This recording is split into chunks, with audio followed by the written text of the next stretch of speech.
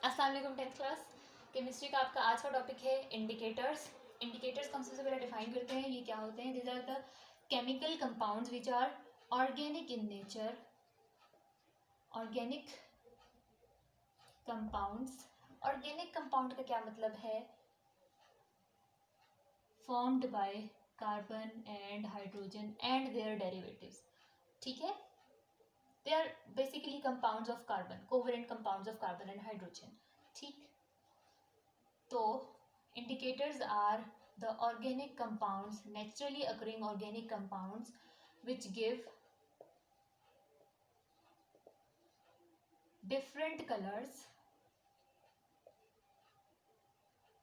in different pH. ठीक है, in different pH solution। जब ये इंडिकेटर्स किसी भी ऐसे सॉल्यूशन के इन कांटेक्ट आएंगे जिसकी कोई स्पेसिफिक पीएच हो, ठीक है, एसिडिक या बेसिक, तो ये इंडिकेटर्स अपना कलर चेंज करेंगे। तो इससे पता चलेगा जो भी सॉल्यूशन आपने इंडिकेटर में या इंडिकेटर को जिस भी सॉल्यूशन में ऐड किया है, दैट सॉल्यूशन इज एसिडिक और बेसिक, क्योंकि इंडिकेटर्स हमेशा फिक्स कलर देते हैं for acids and for basis. तो हम इसकी एग्जांपल देखते हैं। सबसे पहले हमने क्या लिखा था, एसिड और बेसिक, एसिड और बेस को डिस्टिंग्विश करने के लिए एक टेस्ट देखा था हमने, लिटमस। ठीक है, तो लिटमस एक्चुअली एक इंडिकेटर है। It indicates the pH of any solution, any substance, कि वो एसिडिक है या बेसिक होगा। ठीक है, तो सबसे पहला इंडिकेटर हम देखते हैं लिटमस। उसके बाद सेकेंड एग्जांपल दी हुई है यहाँ पे,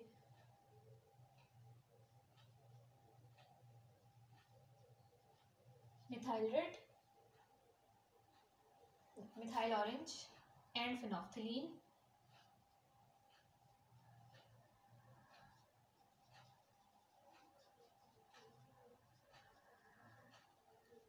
ठीक है, ये 3 इंडिकेटर्स बताए हुए हैं which their with their different colours. ठीक है, अब हम यहाँ पे देखते हैं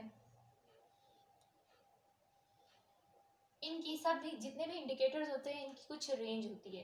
ये किसी खास पीएच वैल्यू पे अपना कलर चेंज कर लेते हैं। ठीक है, पीएच, उस पीएच वैल्यू से अगर किसी सॉल्यूशन की पीएच ज़्यादा होती है तो उस सॉल्यूशन में लिटमस अपना कलर ब्लू या रेड देगा। तो सबसे पहले हम लिटमस से शुरू करते हैं क्योंकि लिटमस को आप पहले भी देख चुके हो, you are familiar with the litmus test.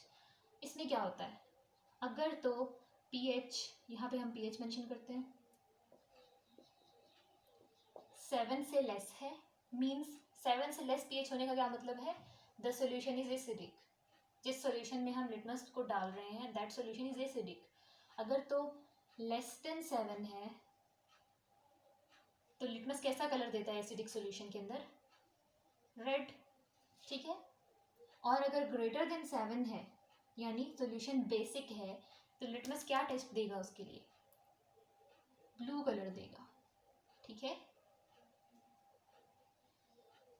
अब हम मिथाइल ऑरेंज को देखते हैं। मिथाइल ऑरेंज की रेंज होती है 4। जब कोई solution which has the pH value less than 4, वो सॉल्यूशन मिथाइल ऑरेंज के इन कांटेक्ट आएगा तो मिथाइल ऑरेंज कैसा कलर देगा, रेड कलर। ठीक है, the red colour of methyl orange indicates that solution is acidic in nature, और उसकी पीएच कितनी होगी, लेस देन 4, स्ट्रॉन्ग एसिड होगा कोई। ठीक है, और अगर मोर देन 4 होगी, मीन्स 5 हो जाती है पीएच, 6 हो जाती है, 7 हो जाती है, तो there are still acidic range वाली पीएच। लेकिन हम क्या कहेंगे, 7 के बाद बेसिक रेंज स्टार्ट होती है ना, बेसिक पीएच स्टार्ट होती है। लेकिन जो मिथाइल ऑरेंज है it is sensitive for pH number 4, तो पीएच जैसे ही 4 से ज़्यादा होगी तो मिथाइल ऑरेंज फ़ौरन से अपना कलर चेंज कर लेगा और मिथाइल ऑरेंज येलो कलर देगा। ठीक है, फिनोफ्थलीन एक और इंडिकेटर है और इसकी पीएच है, पीएच लिमिट है 9, और जब 9 से लेस पीएच होगी तो फिनोफ्थलीन एसिडिक नेचर को इंडिकेट करेगा और यहाँ पे फिनोफ्थलीन कोई कलर शो नहीं करेगा। ठीक है। फिनोल्फथालीन असल में पिंक कलर का होता है, पिंकिश ब्राइट पिंक कलर का होता है, डार्क पिंक कलर का, ठीक है। तो अगर तो किसी सॉल्यूशन की पीएच 9 से लेस है और आपने उसके अंदर इंडिकेटर ऐड किया है फिनोल्फथालीन, तो फिनोल्फथालीन कलर अपीयर नहीं करेगा, अपना कलर, अपना जो रेड पिंकिश रेड कलर्स का होता है, पिंक रेड मिक्स सा होता है, वो कलर ये अपीयर नहीं करेगा। यानी अगर कोई कलर अपीयर नहीं हो रहा, आप फिनोल्फथालीन ऐड कर रहे हो किसी सॉल्यूशन के अंदर, कोई कलर अपीयर नहीं हो रहा या डिसअपीयरेंस ऑफ कलर हो रही है, कलरलेस हो जा रहा है, तो ये क्या इंडिकेशन है कि वो सॉल्यूशन एसिडिक है, उसकी पीएच लेस देन 9 है, ठीक है। लेकिन अगर ग्रेटर देन 9 पीएच होती है और उस सॉल्यूशन के अंदर आप फिनोल्फथालीन ऐड करते हो, तो phenolphthalein will appear in dark pink colour, या जैसे कि आपकी बुक पे रेड मेंशन किया हुआ है, एक्चुअली ये डार्क पिंक होता है, ठीक है, लेकिन आपने दोनों लिखने हैं ये वाले, ठीक। तो आपको समझ में आया कि इंडिकेटर क्या चीज़ होती है। Indicator are natural organic compounds which are sensitive for specific pH values which change their color on specific pH values, ठीक है। when they are in contact with any acidic substance, तो ये कोई एक कलर देंगे, फॉर एग्जाम्पल लिटमस देता है red in acidic substances and blue in basic substances. तो लिटमस का रेड कलर अपीयर होना किस चीज़ की इंडिकेशन है, द सोल्यूशन जो अननोन सोल्यूशन है, जिसका हमें नहीं पता था कि वो एसिडिक है या बेसिक, वो एसिड डिक्लेयर हो चुका है, ठीक है। मिथाइल ऑरेंज जब रेड होगा इट मीन्स कि वो उस सब्सटेंस को एसिडिक डिक्लेयर कर रहा है, ठीक है। Phenolphthalein is colourless in acidic solution. इसी तरह बेसिस के लिए भी ये फिक्स्ड कलर्स हैं और हमेशा ये स्पेसिफिक इंडिकेटर्स यही कलर्स देंगे, ठीक है, ये स्टैंडर्ड है। तो अब हम देखते हैं measurement of pH of any solution. किसी सॉल्यूशन की अगर हमें पीएच नहीं पता तो हम उसको कैसे मेजर करें, इसकी पीएच 2 है, 3 है, 4 है, 5 है, 6 है, क्योंकि यहाँ पर अगर आपने जैसे अभी देखा है कि ये सिर्फ इतना इंडिकेट करेगा कि वो एसिडिक है या बेसिक है, लेकिन एग्जैक्ट वैल्यू ऑफ पीएच तो नहीं बता रहा ये, ठीक है। तो एग्जैक्ट वैल्यू ऑफ पीएच कैसे कैलकुलेट करनी है, कैलकुलेशन ऑफ पीएच वैल्यू या फिर हाउ टू फाइंड पीएच, ठीक। तो इसके भी दो तरीके हैं, एक तो है by the use of universal indicators,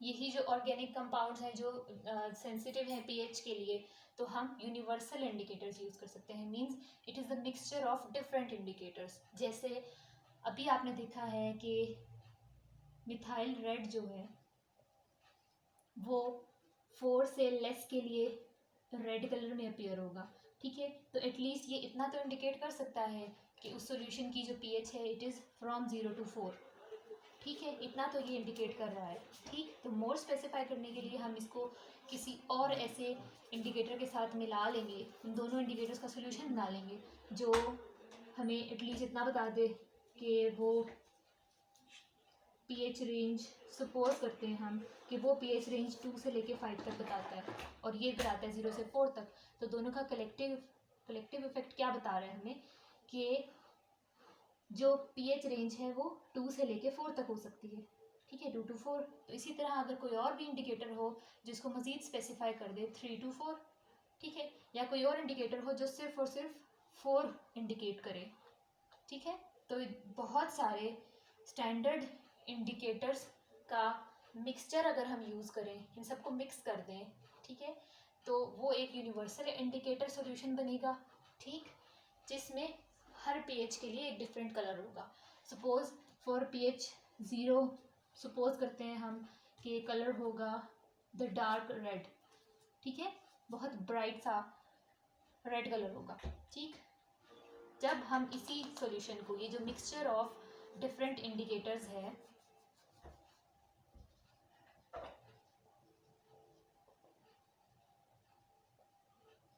हम इसको किसी अननोन सॉल्यूशन के अंदर डालते हैं,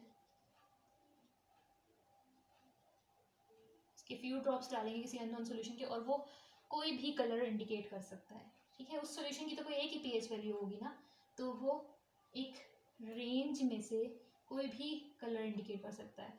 तो सपोज अगर उसने येलो कलर इंडिकेट किया है तो yellow colour shows that there is अ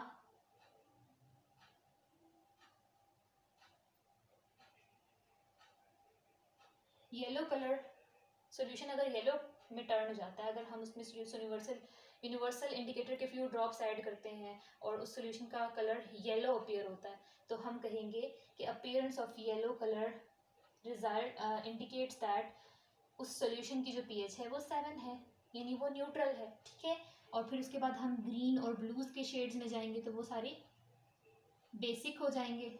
और अगर हम देखें कि ऑरेंज टू रेड इस तरह से कलर्स अपीयर हो रहे हैं तो वो सब एसिड्स के लिए होते हैं।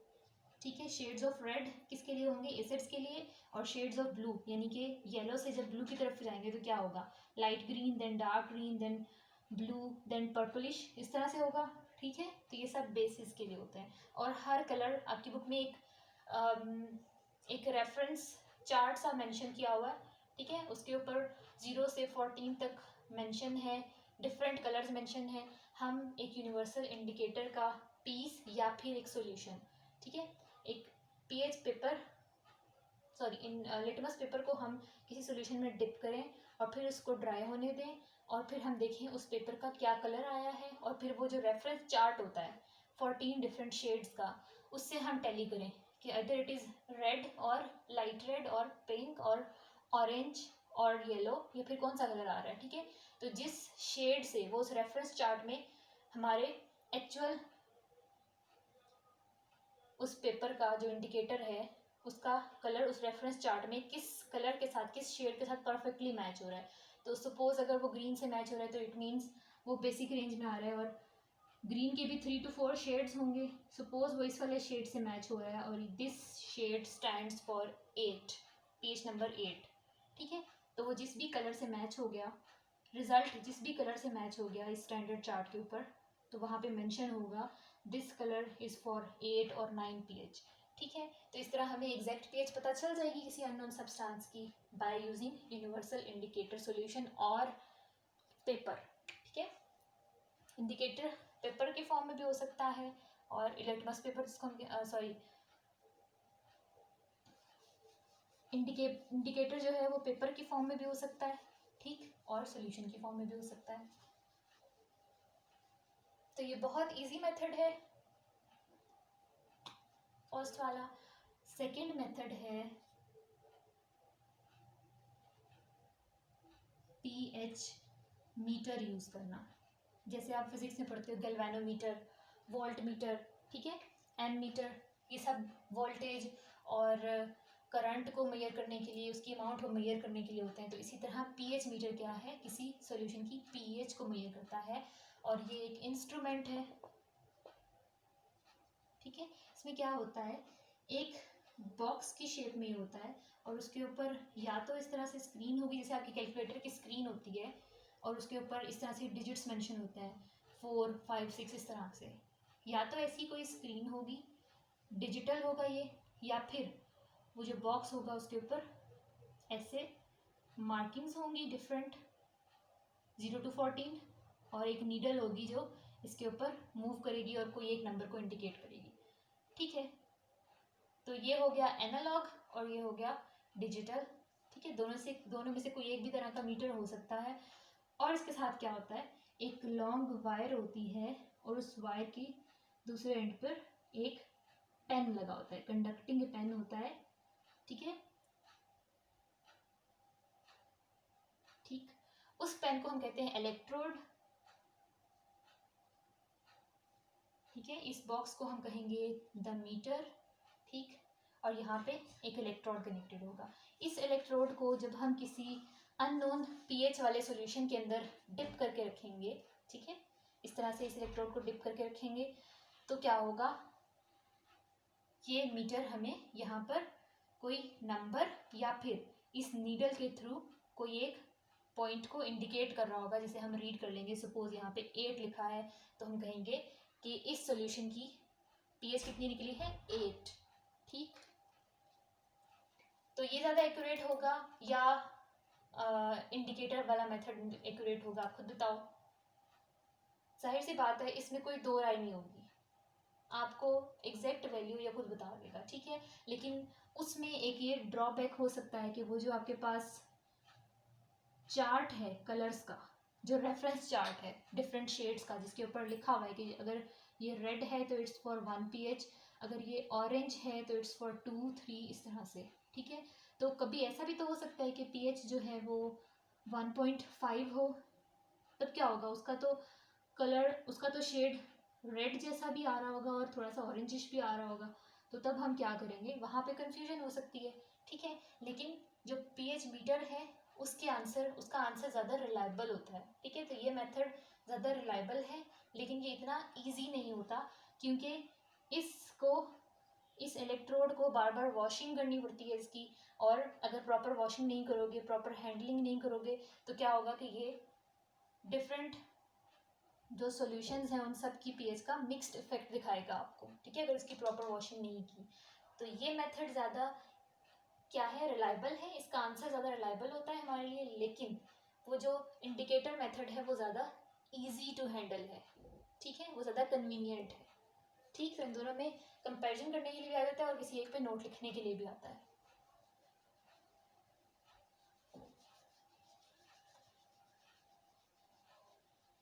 अब हमने कल के लेक्चर में एक फॉर्मूला डिराइव किया था। आज हम देखते हैं कि उस फॉर्मूला की हेल्प से हम कैसे किसी अननोन सॉल्यूशन की पीएच फाइंड कर सकते हैं या पीओएच फाइंड कर सकते हैं। वो फॉर्मूला क्या था, पीएच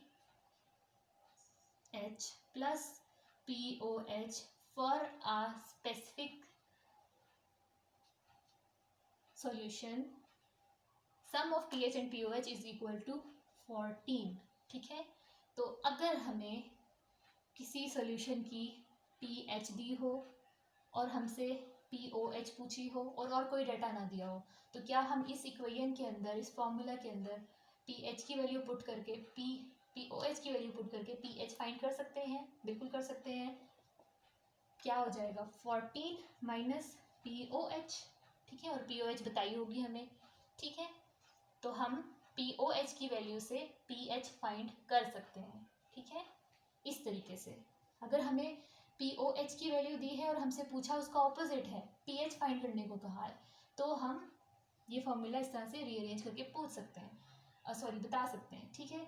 एक और तरीका हो सकता है, आपको सिर्फ कॉन्सेंट्रेशन बताई हुई है, not pOH, pOH is not the concentration, it is actually the negative log of that concentration, ठीक है।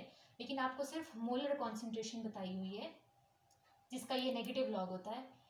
अगर आपको किसी सब्सटेंस की, किसी सॉल्यूशन की सिर्फ मोलर कॉन्सेंट्रेशन बताई हुई है, हम सपोज करते हैं कि HCl की हमें मोलर कॉन्सेंट्रेशन बताई है 0.1 मोल्स, ठीक है, और हमने इस सॉल्यूशन की पीएच फाइंड करके बतानी है, तो अब हम क्या करें, ये फॉर्मूला तो हमारे यूज़ में ही नहीं आ सकता क्योंकि पीओएच नहीं पता हमें, क्या इसके साथ माइनस करेंगे, क्या सम करेंगे तो पीएच निकलेगा। अब पीएच कैसे निकालें, अब हम इसी टर्म को यूज़ करेंगे, pH stands for negative log of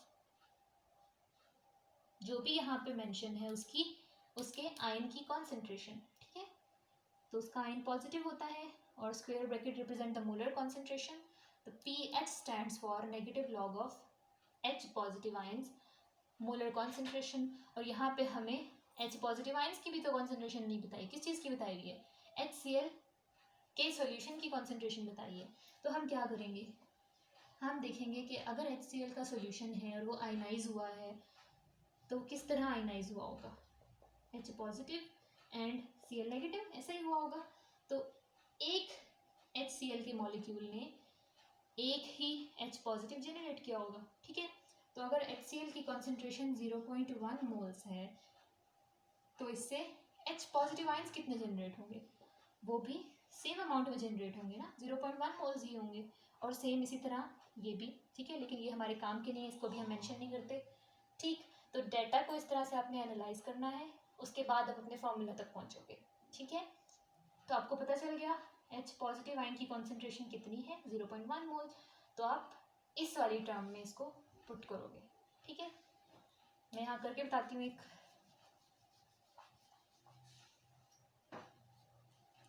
pH equals to negative log of, अब कौन सी वैल्यू आएगी, आपने ध्यान रखना है जब आप इसके अंदर वैल्यू पुट कर दोगे तो आपने स्क्वायर ब्रैकेट्स यूज़ नहीं करनी, क्योंकि स्क्वायर ब्रैकेट्स का मतलब है मोलर कॉन्सेंट्रेशन। ठीक है, लेकिन जब आप इसमें वैल्यू पुट करोगे 0.1 मोल, तो आपने ऑलरेडी मोलर मोल्स को मेंशन कर दिया है, मोलर कॉन्सेंट्रेशन को रिप्रेजेंट कर दिया है, तो स्क्वायर ब्रैकेट्स की ज़रूरत नहीं है अब।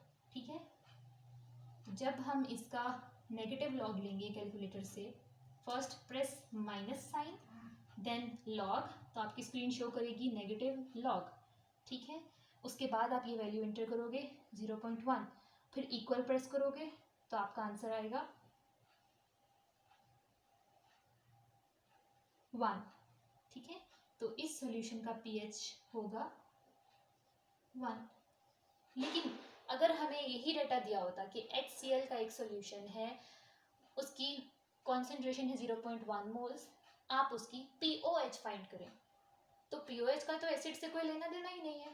अब हम क्या करें, तो हम क्या करेंगे, हम pH तो फाइंड कर सकते हैं और उसके बाद ये फॉर्मूला यूज़ कर लेंगे। ठीक है, pH फाइंड करेंगे, उसके बाद ये फॉर्मूला यूज़ करेंगे और POH फाइंड हो जाएगी। तो pH तो हम फाइंड कर चुके हैं, हम इसी की POH फाइंड कर लेते हैं। pH plus POH equals to 14, तो यहाँ पे हम POH equals to 14 minus pH, और pH हमने कितनी निकाली है 1, तो 14 माइनस 13, इसका आंसर होगा 1, इसका आंसर होगा 13। ठीक है, तो HCl की pH निकली 1 और POH निकली 13, और हम इसको वेरीफाई भी कर सकते हैं that sum of pH and POH should be 14, तो 1 + 3 14। ठीक है, तो आपके चैप्टर में पेज नंबर 37 पर जो 3 सॉल्व्ड एग्जाम्पल्स हैं वो तीनों की आपने प्रैक्टिस करनी है, वो इसी फॉर्मूला से होंगे।